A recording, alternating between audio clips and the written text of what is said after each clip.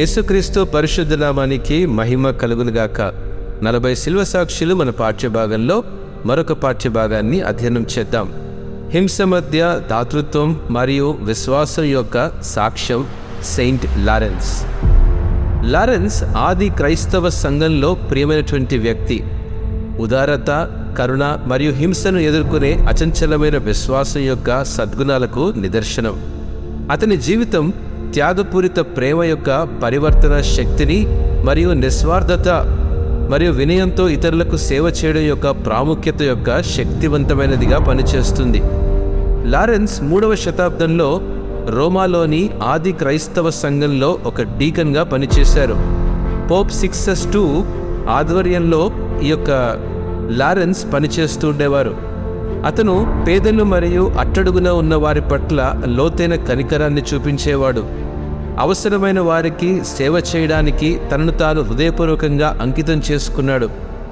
రోమా చక్రవర్తి valerian ఆధ్వర్యంలో క్రైస్తవులకు వ్యతిరేకంగా ఒక తీవ్రమైనటువంటి హింసకు గురైనటువంటి సమయంలో లారెన్స్ సంఘ ఖజానాను పర్యవేక్షించడం మరియు పేదలకు పంపిణీ చేయడం వంటి బాధ్యతలను స్వీకరించారు. సంఘాలు ఎదుర్కొంటున్న ప్రమాదం గురించి తెలుసుకున్న లారెన్స్ సంఘం యొక్క సంపదను రోమా అధికారుల చేతుల్లో పడకుండా రక్షించడానికి ప్రయత్నించాడు.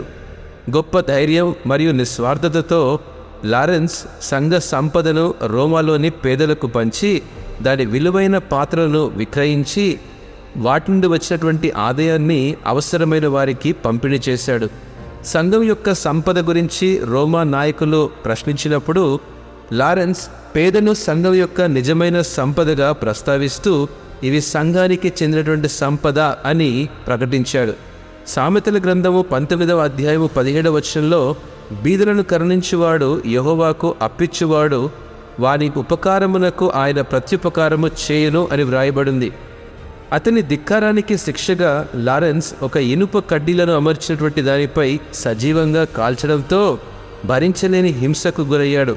తన బాధల మధ్య కూడా లారెన్స్ తన విశ్వాసంలో స్థిరంగా ఉన్నాడు.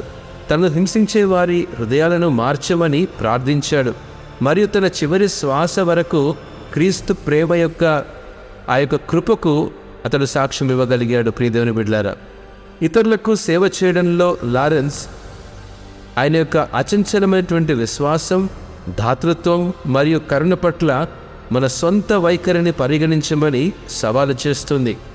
ఇతరుల కోసం మన సొంత సౌలభ్యాన్ని మరియు భద్రతను త్యాగం చేయడానికి సిద్ధంగా ఉన్నామా? ఒకసారి ప్రశ్న వేసుకుందాం.